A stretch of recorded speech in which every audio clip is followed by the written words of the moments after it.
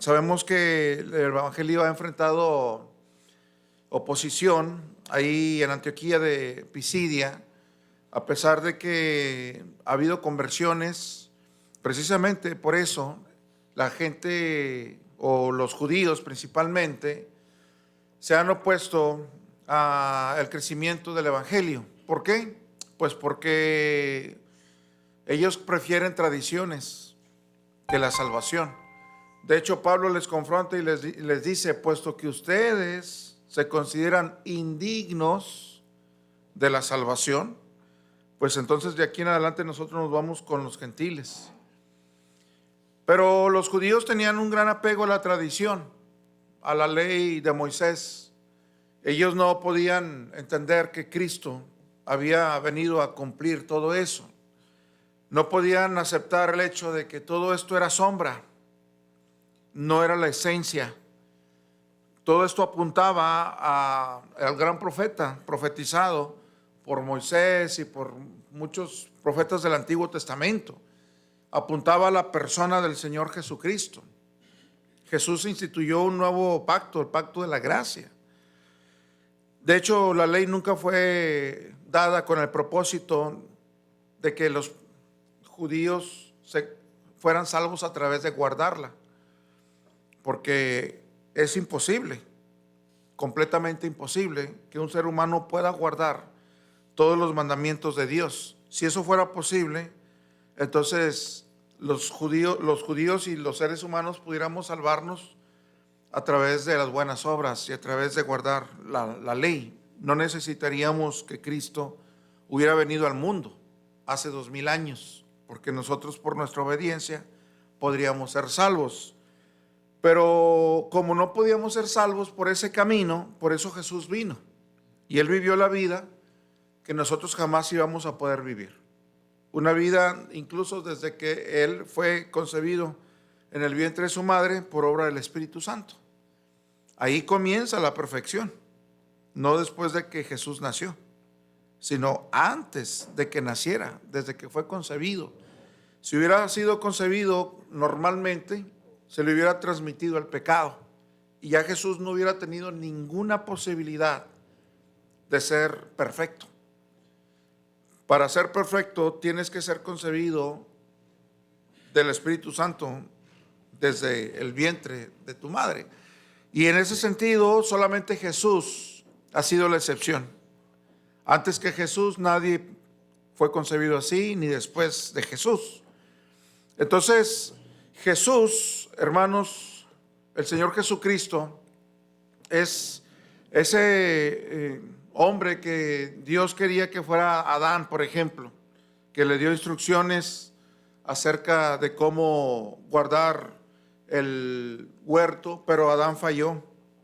En Adán encontramos condenación, pero en Cristo, el nuevo Adán, como dice 1 Corintios capítulo 15, pues encontramos salvación. ¿Sí? Encontramos justificación, porque Él es el único hombre que Dios aprueba en todos los sentidos. Pero los judíos no quieren deshacerse de la tradición. Ellos están aferrados a las obras, ellos tienen mucho celo por la tradición y ven en el cristianismo un enemigo, un acérrimo enemigo. No pueden soportar que la gente se esté convirtiendo a Cristo. Entonces, en Antioquía de Pisidia organizan una revuelta, persiguen a Pablo y a Bernabé. Ellos salen de ahí, de Antioquía de Pisidia, y llegan a Iconio, que es donde estamos comenzando en el capítulo 14. Ahora, una de las razones por las cuales Dios permite esta persecución, yo creo que es porque el deseo de Dios es que más gente conozca de Cristo, escuche el evangelio. Entonces Dios usaba este método de la persecución. Si no hay persecución, es probable que Pablo y Bernabé se hubieran quedado mucho más tiempo en Antioquía de Pisidia. y entre más tiempo se quedaban ahí, pues menos gente escuchaba. Entonces, como el evangelio apenas estaba creciendo, entonces era importante que en el menor tiempo, pues mucha gente escuchara. No es como hoy en día, que hay evangelio por muchos lugares. Hay muchos cristianos compartiendo la palabra de Dios. Esperamos que estén compartiendo la palabra de Dios y que estén compartiendo lo que la Biblia dice y no estén transmitiendo tradiciones, no estén transmitiendo pues lo mismo que los judíos, tradiciones, y no abran la Biblia. Hay iglesias que tienen programas de evangelismo y no comparten el evangelio. Está bien que den roscas de reyes, pero tengan cantos, pero hay que compartir el evangelio, porque si no compartes el evangelio no estás evangelizando. Entonces los judíos se interponen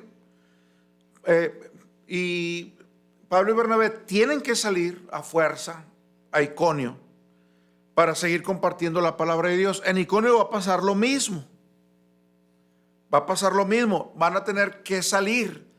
Pero este es el método de Dios para que se expanda el evangelio. ¿Cuál? La persecución. Qué extraño método de Dios. ¿Por qué no otro método que no sea tan violento? ¿Por qué no otro método que no tenga que ver con amenazas de muerte? Después de Iconio, Pablo va a llegar a Listra y ahí lo van a apedrear. Dios usa métodos, hermano, que nosotros no comprendemos. Es más, que nosotros ni queremos que use métodos de esa forma. Quisiéramos que Dios nos dijera las cosas de otra manera. Quisiéramos que Dios usara pues métodos no violentos o métodos no de pruebas. Pero Dios es Dios, Él es soberano y todo lo que hace está bien. De esa premisa nosotros tenemos que partir. Dios es perfecto, Dios nos ama, y aunque no comprendemos y muchas veces ni compartimos sus métodos, lo que Él hace está bien. Hay que pensar siempre así, porque esto es justo, esto es lo correcto. Aunque no comprendamos ni los sentimientos nos acompañen, esto que Dios hace o que Dios permite en nuestras vidas, que puede ser incomprensible, desagradable, pues Dios lo está permitiendo y Dios lo está manejando. Aconteció en Iconio que entraron juntos en la sinagoga de los judíos, y aunque Pablo y Bernabé ya les habían dicho a los judíos en Antioquía de Pisidia, nosotros a partir de aquí nos vamos hacia los gentiles. Cuando llegan a Iconio, ¿qué es lo que hacen? Vuelven a buscar a los judíos, vuelven a buscar la sinagoga de los judíos. Y hablaron de tal manera que creyó una gran multitud de judíos y asimismo de griegos. Lo que me sorprende en este versículo es la predicación o la forma de la predicación. No nos está revelado como en el capítulo 13, que le dedicamos 3 o 4 domingos al sermón. Ahí sí se nos reveló todo el sermón de Pablo prácticamente. Acá en Iconio, en la sinagoga de los judíos en Iconio, no se nos revela el mensaje, pero lo que sí se nos revela es la forma en la que ellos enseñaron, predicaron, que dice la Biblia, hablaron de tal manera que creyó una gran multitud. Entonces, lo que nos llama la atención es que la Biblia dice que hablaron de tal manera que creyó una gran multitud. Y yo me pregunto, ¿y de qué tal manera hablaron que creyó una gran multitud? ¿Qué dijeron? ¿Cómo hablaron? ¿Cómo se expresaron? Que la Biblia dice, lo resume o lo manifiesta diciendo, hablaron de tal manera que creyó una gran multitud. Muchas veces como predicadores o como oradores podemos poner el énfasis, hermano, en las formas, en la elocuencia, en las anécdotas, en el dinamismo que exhiben los oradores en el púlpito, y podemos poner el énfasis ahí. Hay que tener mucho cuidado de no pensar que Pablo y Bernabé hablaron de tal manera que creyó una gran multitud, poniendo el énfasis en sus ademanes, poniendo el énfasis en que caminaron por el estrado mientras predicaban, en que gritaban o alzaban demasiado la voz, en la elocuencia, porque podemos perdernos pensando que eso es la clave. ¿Saben? Aunque la Biblia no lo dice aquí, definitivamente hablaron de tal manera que creyó una gran multitud. ¿Y saben cuál es el punto principal, la clave de esta predicación? El poder del Espíritu Santo. Eso es, no la elocuencia, no la destreza para comunicarse, no la dicción con la que hablaban. Fue el Espíritu Santo, el poder del Espíritu Santo. Hay una predicación muy famosa de un predicador que se llamó Jonathan Edwards. Él predicó un sermón que se hizo muy famoso que se llamó Pecadores en manos de un Dios airado. Y en esta predicación él hablaba mucho acerca del infierno.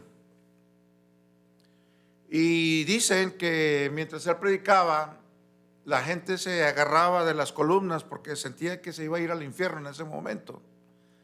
Había una gran impacto en sus corazones por la predicación, que la gente estaba, pues se sentía expuesta al infierno. Después leyendo la biografía de Edwards, dice que cuando estaba predicando, dicen que estaba leyendo a la luz de una vela. O sea, no estaba brincando, no estaba gritando, no estaba haciendo un show, manipulando con la voz, con los gritos, porque se pueden excitar las emociones a través de estos elementos, hermano. Se pueden manipular las emociones a través de la música, a través de un orador que habla bien fuerte en el micrófono. A través de estos elementos, hermanos, se pueden manipular las emociones, pero fácil. Pero los predicadores no estamos para manipular las emociones. No estamos buscando los predicadores música sensual, música fuerte, música ahí que ponga a las personas a levantar las manos meramente guiados por las emociones. Yo no tengo ningún problema si una persona es guiada por el Espíritu Santo a levantar las manos, siempre y cuando sea guiada por el Espíritu Santo, atendiendo lo que dice la palabra de Dios. Pero si es guiada por las emociones, pues eso es lo mismo que la gente hace en los conciertos allá afuera, escuchando a los grupos seculares levantar las manos y bailar, y están siendo ellos afectados emocionalmente. Y aunque Dios también a nosotros nos afecta emocionalmente, no obstante, lo primario no es la emoción, lo primario es el Espíritu Santo comunicando con tu espíritu a través de la exposición de la palabra de Dios. No por música, no por hablarte bien fuerte, no por decirte palabras escogidas que te van a manipular. Entonces dice la Biblia que hablaron de tal manera que creyó una gran multitud de judíos. No sé por qué la Biblia o el escritor aquí, que es Lucas, no nos dice que hablaron en el poder del Espíritu Santo. El Espíritu Santo sabrá por qué no puso esto. Pero no podemos separar el hecho de la salvación de la multitud de judíos con el poder del Espíritu Santo en la predicación de Pablo. Ni modo que los haya manipulado a todos y que la Biblia está interpretando eso como la salvación de una gran multitud de judíos. No pasó esto. Fue el poder del Espíritu Santo. Hablaron de tal manera que creyó una gran multitud de judíos. Ahora sí, hemos hablado de una forma en sentido negativo de los judíos. Pues no todos estaban cegados, porque esta gran multitud de judíos, hermano, llama la atención, dice gran multitud de judíos. Hermanos, eran demasiados judíos, eran muchos judíos. Regularmente vemos a los judíos persiguiendo a Pablo, amenazando el evangelio, desanimando a la gente, asidos tercamente de la ley, rechazando a Cristo. Pero tenemos que ser justos con lo que la palabra de Dios dice. Y dice la Biblia que en Iconio gran multitud de judíos se convirtió.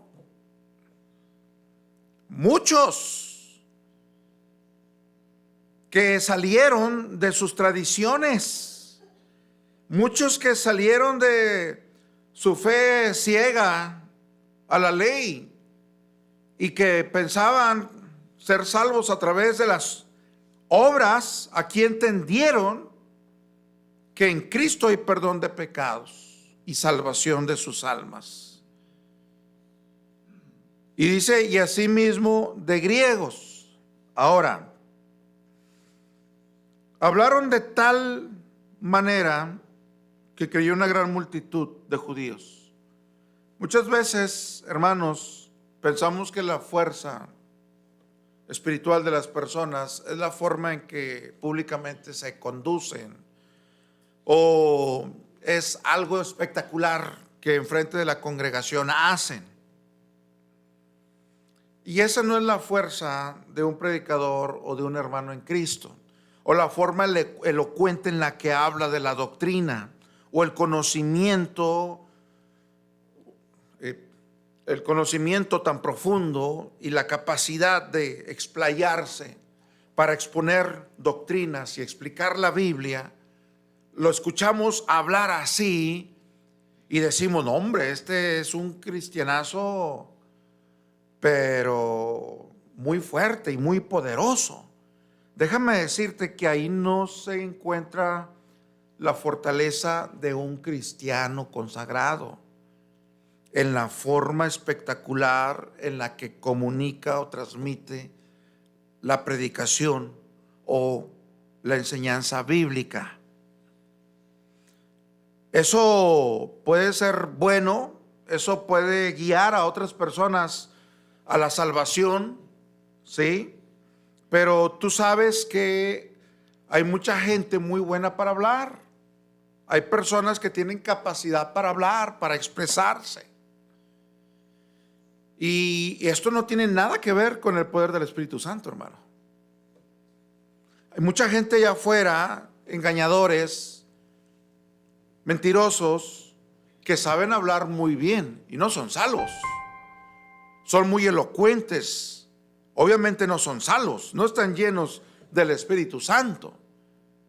Hay personas que pudieran estudiar un poquito aquí un pasaje de la Biblia, gente inconversa, y hablarte muy bonito de la Biblia. Y muchos pensarían que esa persona es un gran siervo de Dios. Por eso Jesús dijo, por sus frutos los conoceréis. O sea, no te dejes llevar solamente por lo que dicen. No seas tan superficial en tu criterio de estudio de la persona, de tal forma que sea suficiente lo que le escuchas decir. ¿Por qué no comparas lo que dice con lo que hace? Porque muchas veces lo que hace no está bien. Si no está bien, entonces no hay evidencia de salvación.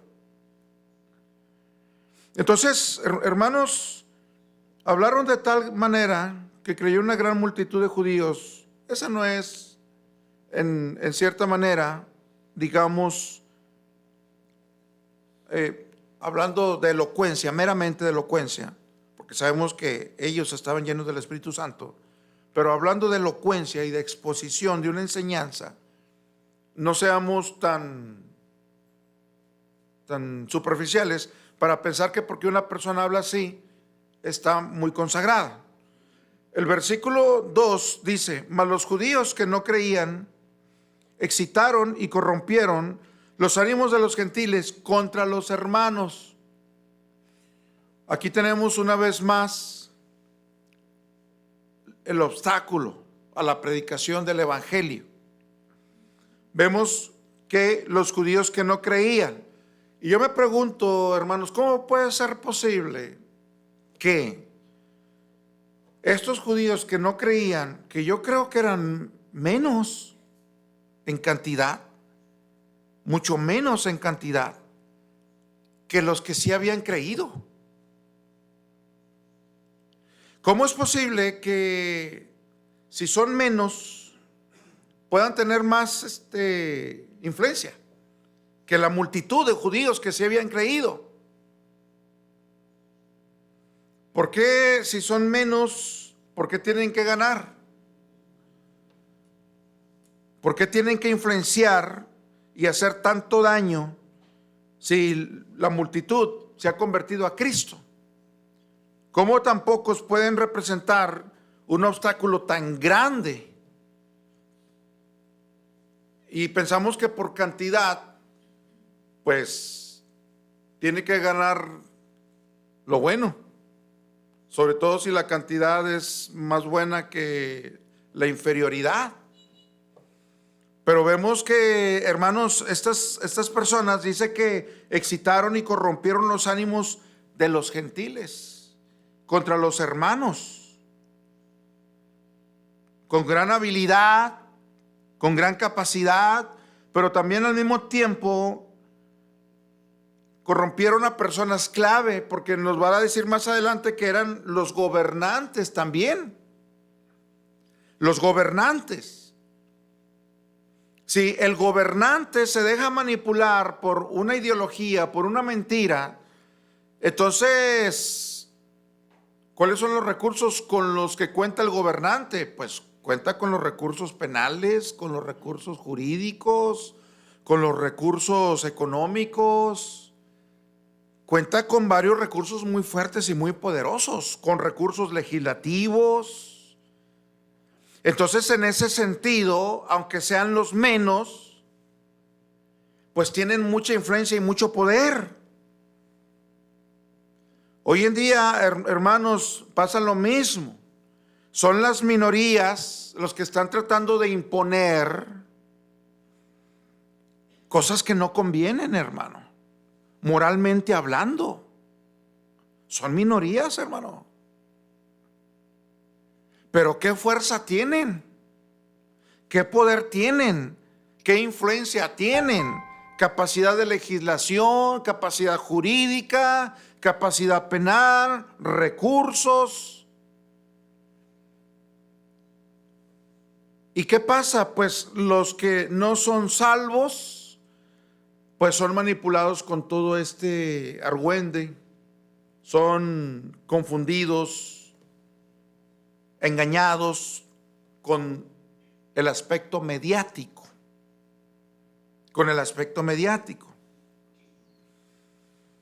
Ayer estaba mirando ahí que creo que no sé si fue aquí en Nuevo León, que estaban manifestándose unas personas en contra de lo que Estados Unidos hizo en Venezuela, y luego se acercó un venezolano y dijo: ¿por qué están haciendo esto? No, pues no estamos de acuerdo con la intervención y que no sé qué. Y el hombre le decía: ¿ustedes son venezolanos? No, somos mexicanos. Yo soy venezolano. Yo sé cómo se vive allá.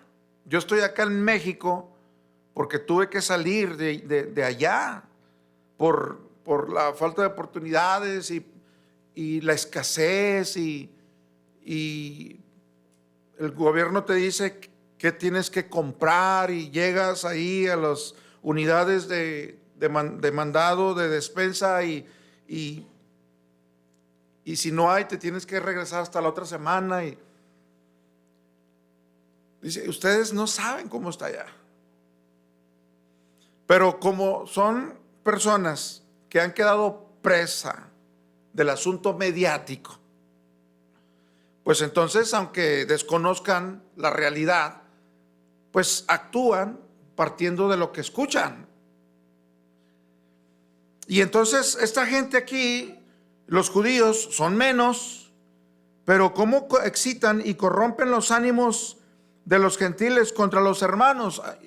Y otra cosa, hermanos, que tenemos que saber es que la naturaleza pecaminosa siempre va a estar más abocada a la influencia mala. No sucede que la naturaleza humana se va a lo justo. La naturaleza humana se va a lo injusto. Se inclina por la mentira, por el engaño. Y entonces, aunque muchos estén en lo correcto por ser salvos, las personas que no son salvas, que no han nacido de nuevo y que están controladas y gobernadas totalmente por su carne, pues fácilmente pueden ser corrompidos y pueden ser engañados. Y si son personas que están en puestos claves en cuanto a gobernantes políticos, pues van a usar toda su influencia, todo su poder, todos sus recursos para inundar a la sociedad de todo ese veneno.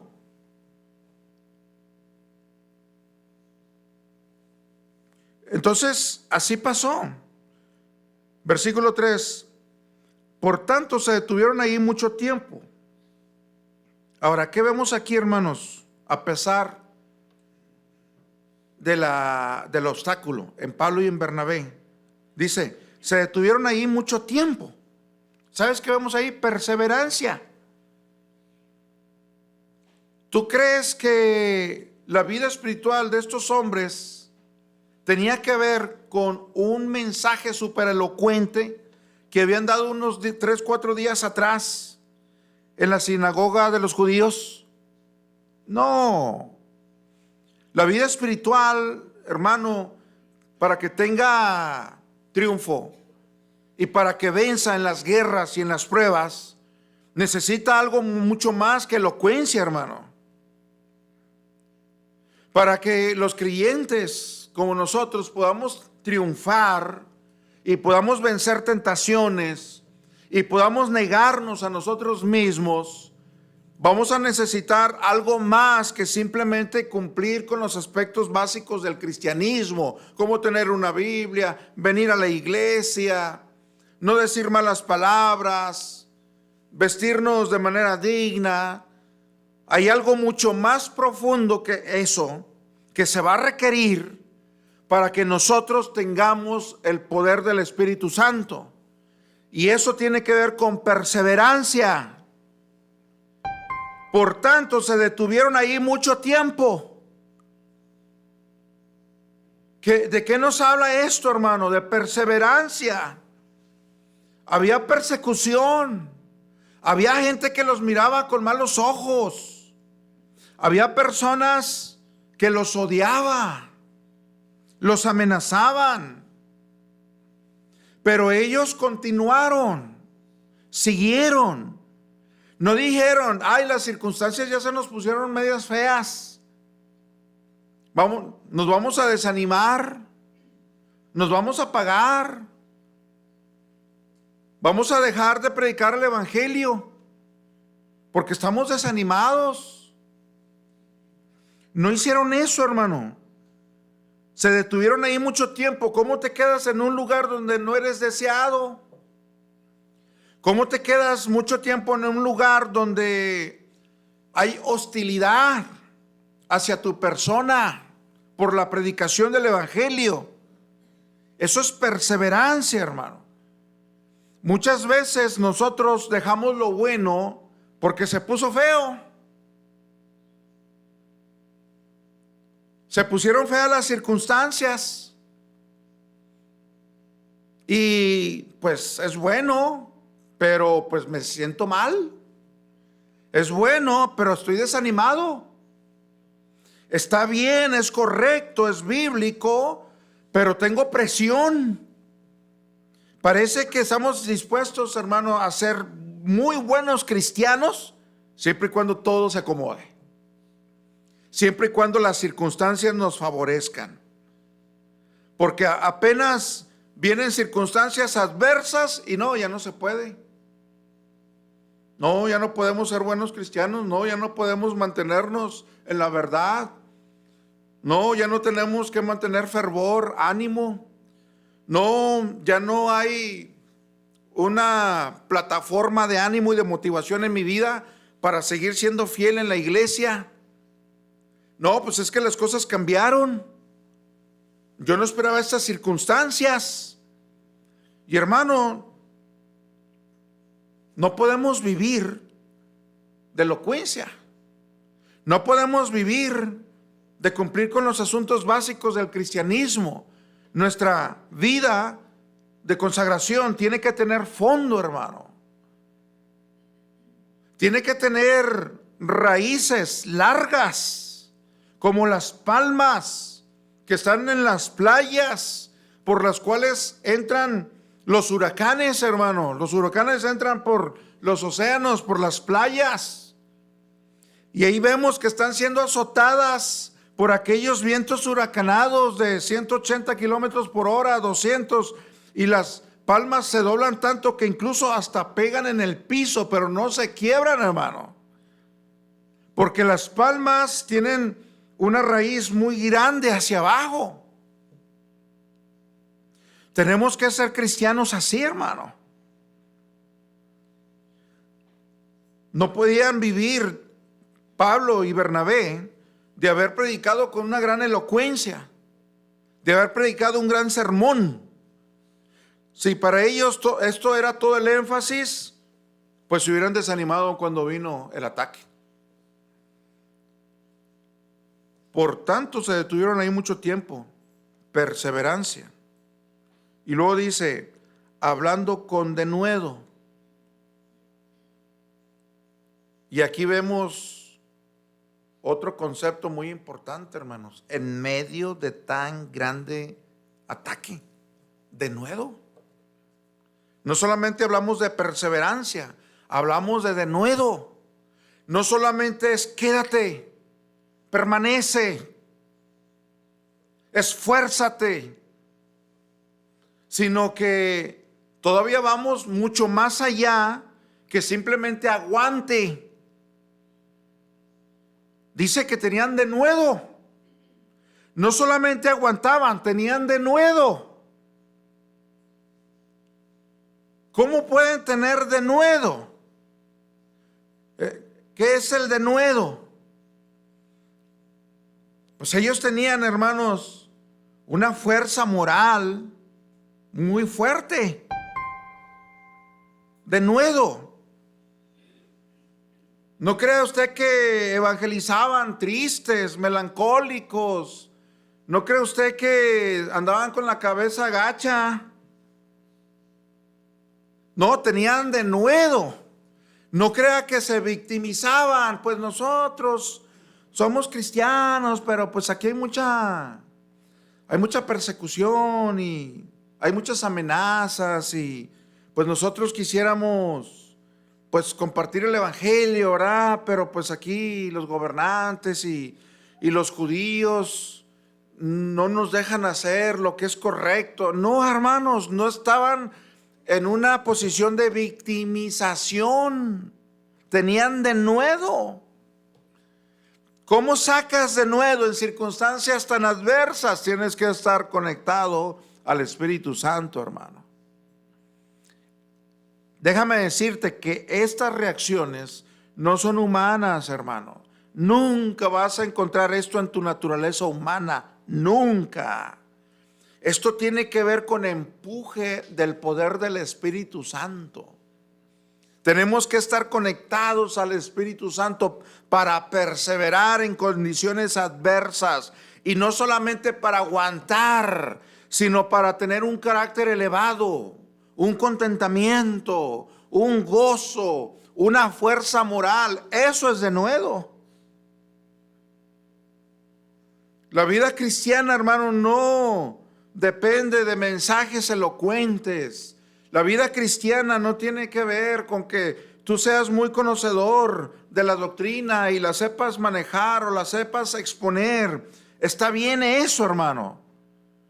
Pero cuando enfrentes pruebas y las circunstancias sean adversas, vas a necesitar algo más que elocuencia, hermano.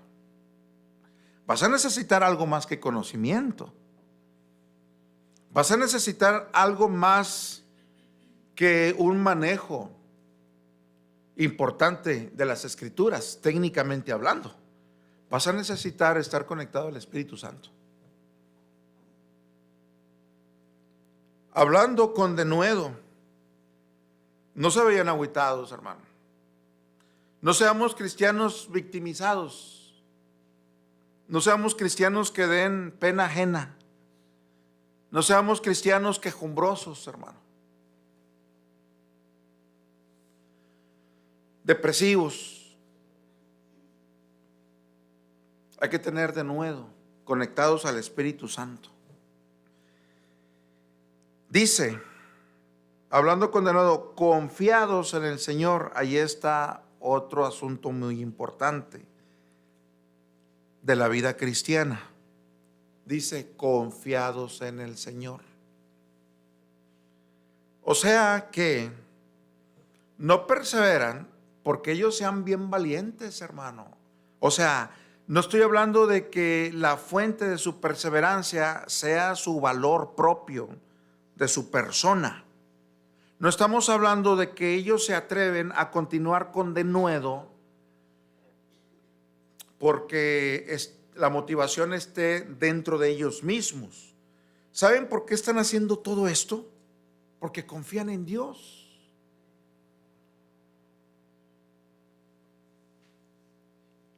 Que confiaban en Dios. ¿Qué era lo que confiaban en Dios? Dice que confiaban en Dios. Pues confiaban que estaban haciendo su voluntad. De entrada, confiaban que estaban haciendo su voluntad, la voluntad de Dios. La predicación del evangelio es la voluntad de Dios. Nunca dudes de eso. Si la persona está enojada, si la persona rechaza, si la persona te presiona, lo que tú quieras, nunca te confundas. La voluntad de Dios es la predicación del evangelio. Ellos estaban confiados en Dios porque sabían que estaban haciendo la voluntad de Dios. Hermano, haz la voluntad de Dios. No busques la voluntad de Dios, hazla.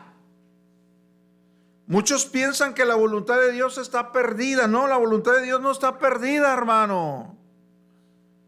La voluntad de Dios no es difícil. La voluntad de Dios no es esotérica, ocultista. La voluntad de Dios es ama a tu prójimo. La voluntad de Dios es perdona al que te ha ofendido. La voluntad de Dios es comparte el evangelio. La voluntad de Dios es medita en su palabra. La voluntad de Dios es obedece a la doctrina. Hermanos, esas cosas no son complejas, no son difíciles de entender, de comprender. No busques la voluntad de Dios, nada más hazla. Porque Dios nos la ha transmitido de una manera bien sencilla, bien práctica. Entonces dice la Biblia que ellos estaban confiados en el Señor. Para empezar, hermano, una vida que vive confiando en el Señor es porque está haciendo su voluntad.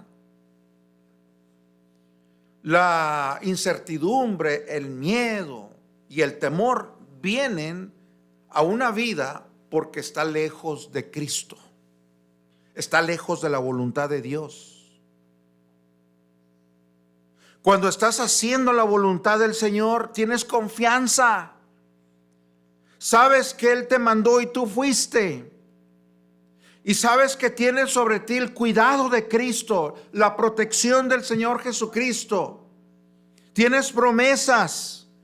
¿Quién es más grande y más poderoso que Cristo? Si tú estás con Él y estás haciendo su voluntad, entonces tú sabes que Él está contigo. Su poder grandioso e interminable está a tu favor, porque tú estás haciendo su voluntad, porque tú le estás agradando. Y estás confiado, hermano. Estás confiado. Pero si andamos lejos de Dios, no haciendo la voluntad de Dios, entonces por eso viene el miedo, la incertidumbre, la inseguridad, el temor. Piensas que estás más cerca del castigo de Dios que de su bendición. Todo porque no estás caminando ni estás haciendo la voluntad de Dios, que ya sabes cuál es, porque Él te ha declarado cuál es su voluntad. Él te ha dicho, hermano, pero somos muy tardos muchas veces en hacer la voluntad de Dios. No sentimos hacerla, no queremos hacerla, se nos hace bien difícil, bien complicado, hermano, y por eso es que muchas veces nos sentimos más cerca del castigo de Dios que de la bendición de Dios, porque no estamos haciendo la voluntad de Dios. Ellos estaban confiados en el Señor, estaban haciendo la voluntad de Dios. Difícil la voluntad de Dios, pero la estaban haciendo.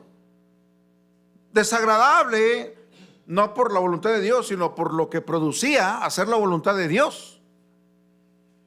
Déjame decirte una cosa, hermano. Si tú haces la voluntad de Dios, quizás los primeros que se van a levantar contra ti sean los de tu propia casa. Quizás puedan ser hermanos en Cristo los que se vayan a oponer.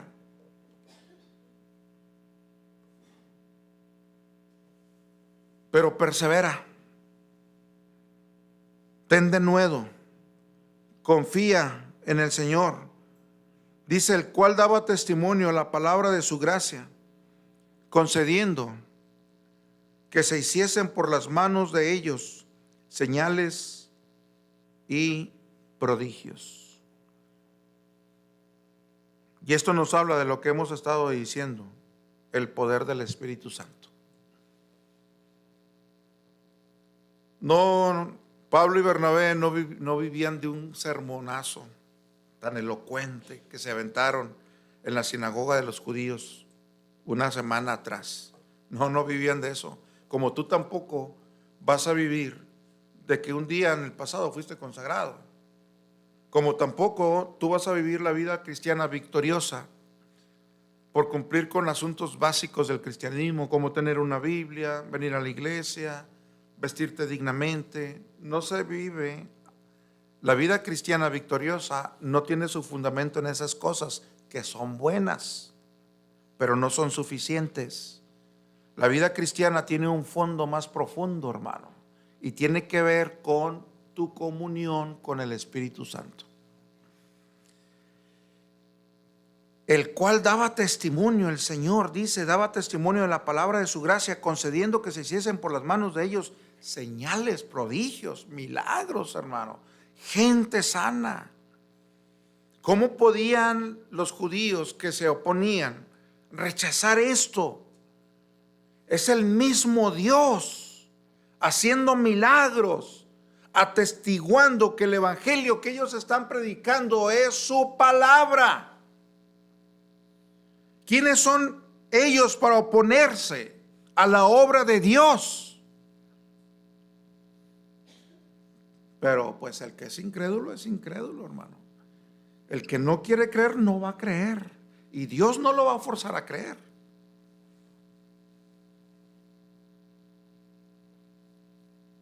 Y la gente de la ciudad estaba dividida. Unos estaban con los judíos y otros con los apóstoles. Hay divisiones que son muy malas, pero hay divisiones que son muy buenas, hermano. Cuando en un grupo todos están unidos en la mentira, qué bendición cuando ese grupo llega a una división por la verdad.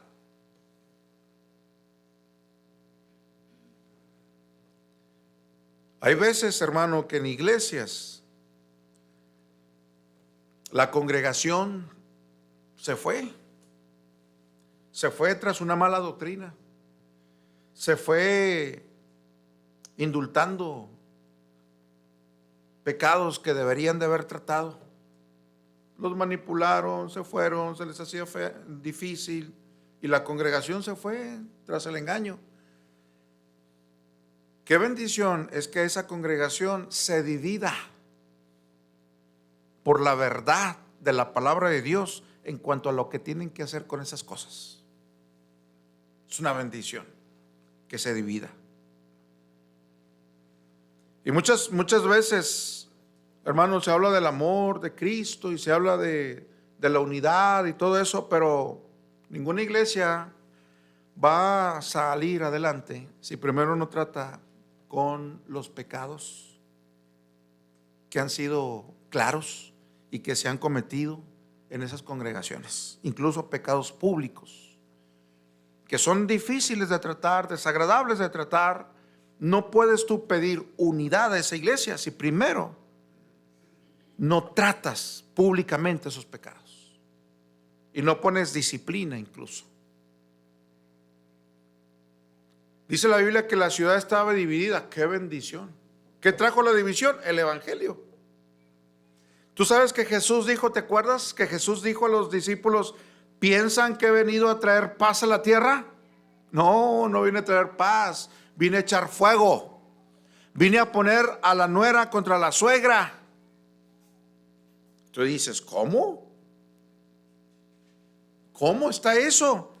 Pues qué bendición, si la nuera y la suegra estaban perdidas en la idolatría y se convierte la nuera a Cristo, va a haber división. Qué bendición. Qué bendición si el hijo y el padre eran idólatras y le ponían velitas a los ídolos, y de repente el padre se convierte y el hijo comienza a tener problemas con él porque se convirtió a Cristo. ¡Qué bendición! ¡Qué bendición que se haya encendido el fuego ahí! ¿O ustedes creen que sería mejor que descendieran al infierno en paz?